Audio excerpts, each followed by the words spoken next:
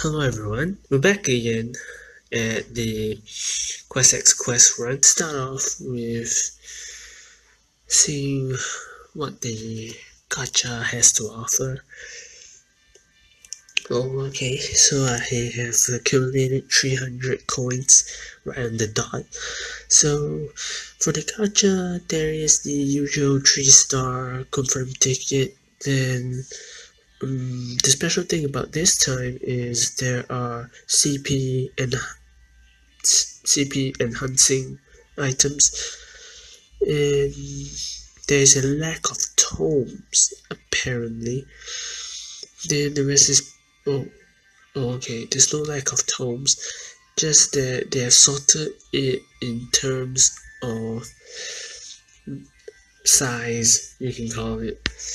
So just the usual stuff for the others.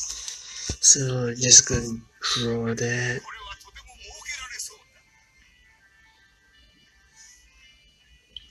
Okay, I got it on the first round, so we'll just leave it at that. Next will be the exchange shop.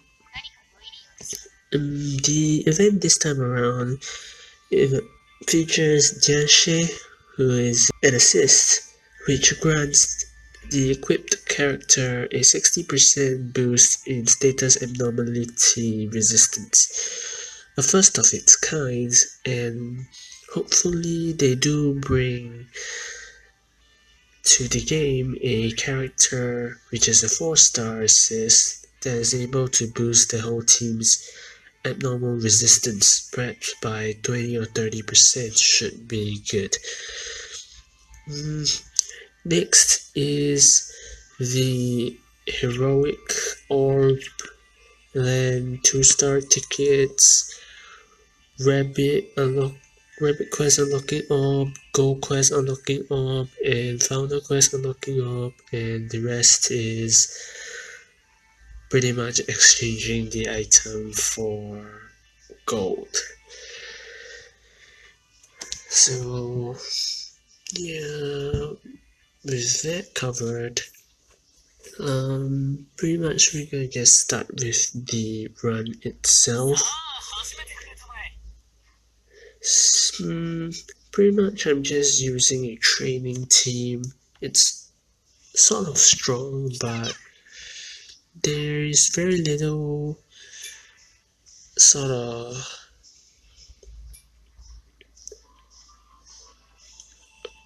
synergy with the whole team. It's mostly about Bell having the one-hit KO to clear the quests because he has Ermit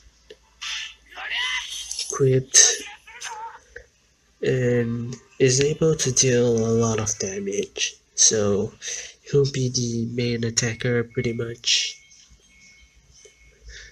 I'm not too sure whether I should use a lower level team so that it will give a better experience, because you get to see like some counter attacks from these monsters.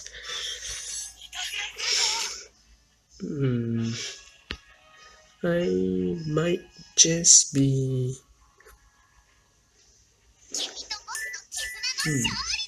I might consider to use a lower level team to illustrate some tactics to use when doing quests, because as of now I'm just pretty much one-shotting everything, so you don't really see any tactics involved. It's just like, oh, you just use the AoE and voila, it's done, kind of thing. But there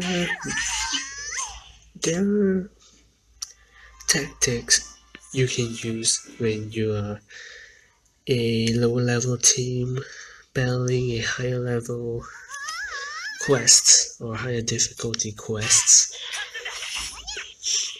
such as like not attacking sleeping monsters or using your character's taunt. It really depends on what team you're using to clear the missions themselves. But it usually goes along the lines of adapting to the situation depending on what status abnormalities are on the character themselves. And of course, a good measure will always be to bring healers to the quests, especially those that can remove debuffs like Freese, Lily,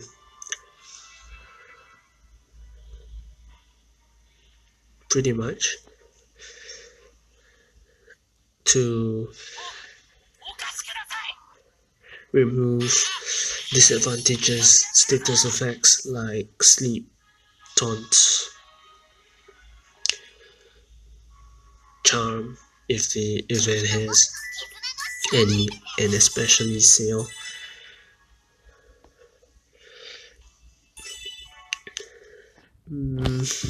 I do need 40, so I'm gonna do that. Even if you don't have a 4-star healer that can remove debuffs, you can always go for the 3-star healers, like Lily especially, because she has a separate skill to remove debuffs, like once for healing, once to remove debuffs. It's just that the 4 stars are better in that regard because some 4 stars are able to remove the debuffs whilst healing the team at the same time. So a good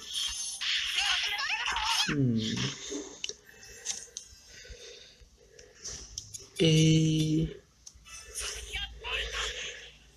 an advice in creating any kind of teams pretty much is to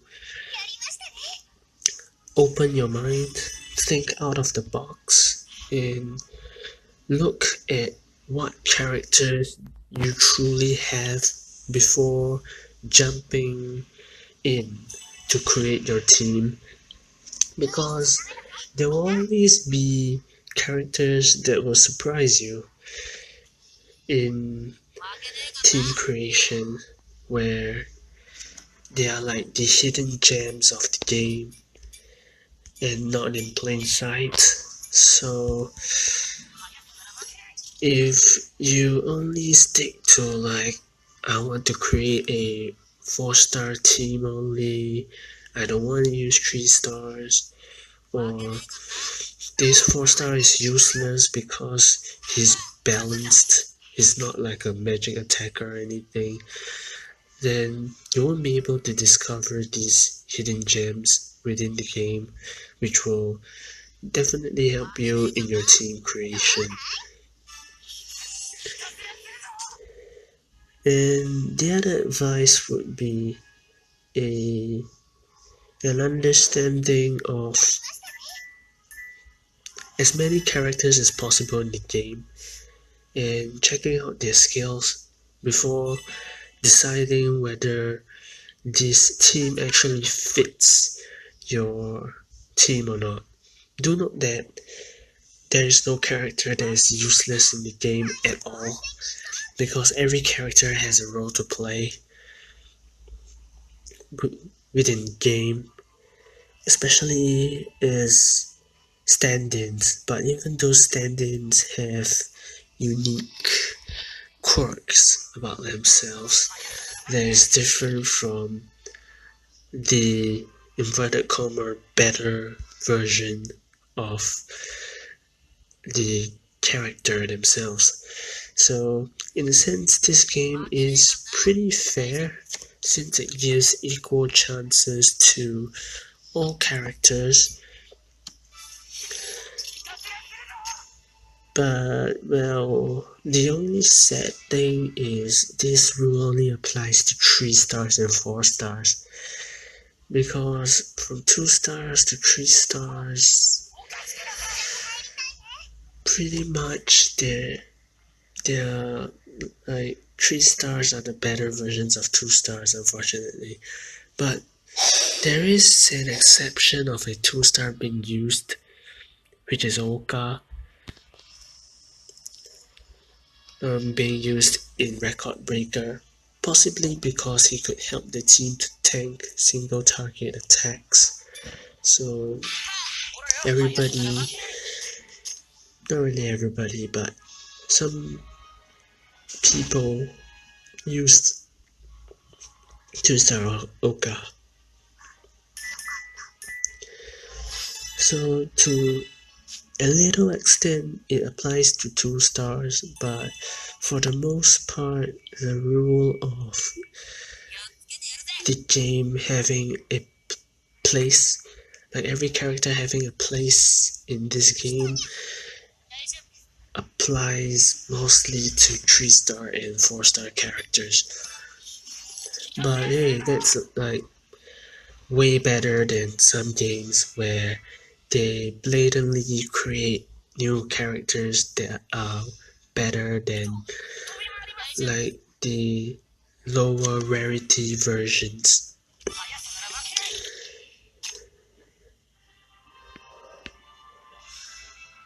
So that's a good part of the game.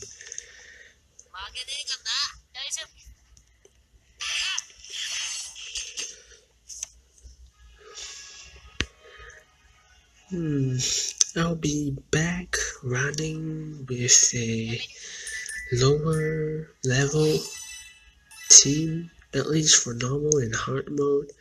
For very hard mode, because the difficulty tends to increase exponentially, like from hard to very hard. You can see it's like already 52 on very hard.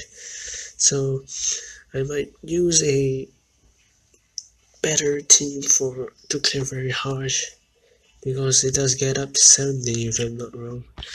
Oops. Okay, yeah, it does get up to 70. So I'll use that, a better team to run. And so to unlock the next story, I need 105 of the monster wings, which I only have 53. So I have to do some work on that. And I think this event is a long story event, you can call it. So they have the medallion and the flame. So that's a good thing, cause with this I can create like exchange for it. So well, with all that said, pretty much we've come to the end of the video. I thank you all for watching, and I hope you all have learned a thing or two about the quests and possibly about team building itself.